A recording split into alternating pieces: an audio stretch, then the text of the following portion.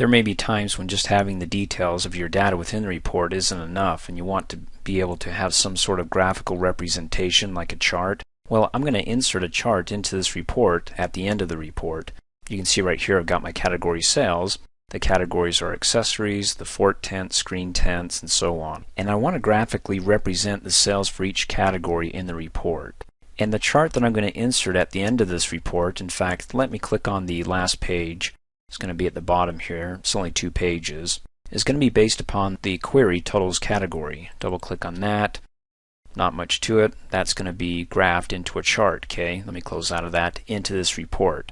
So I just need to right click on the report here and change it to the design view. I'm going to close out of the property sheet here. Now this chart that I'm inserting is going to be displayed at the end of the report.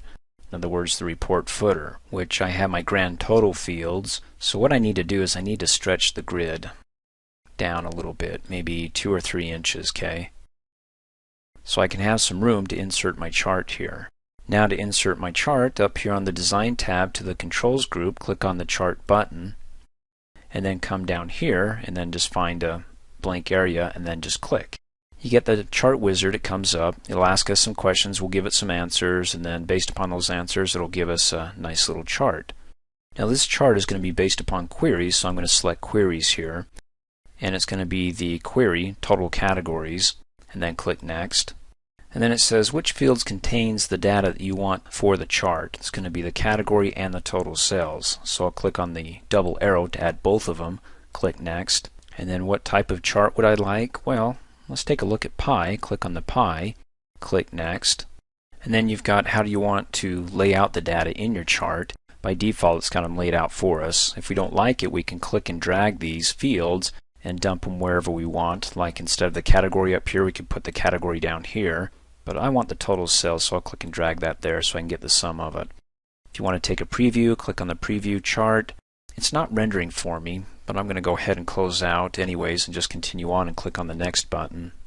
Now it says if you want the chart to change from record to record, select the fields that link the document and the chart. Well, I'm going to say no to both because I don't want it to be able to link, well in this case to the report, because a report is just a report. You know, you can't move from one record in a report to the next by clicking on the next button. So it makes no sense for me to have that linked anyways. But this would be more practical if I was inserting a chart into a form. Okay, so I'm going to go ahead and click next.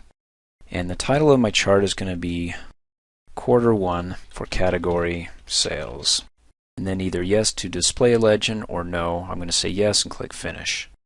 I get the preview of the chart here, and then when I click on the print preview button and I come down here and I go to the last page, there's my graphical representation of the sales for the categories for each one of them. Accessories, fort tent. In fact, the one that made the biggest sales is our fort tents. Okay, tiki torches, the least amount of sales here.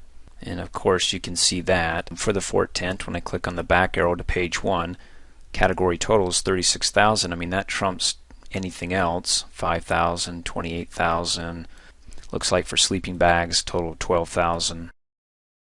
Thanks for watching. Hey, as a quick reminder, if you like my video, please give it a thumbs up. You can also click on me and subscribe to my channel, get notified of the latest videos, and for only $2 a month, you can have access to all my Microsoft Office training videos.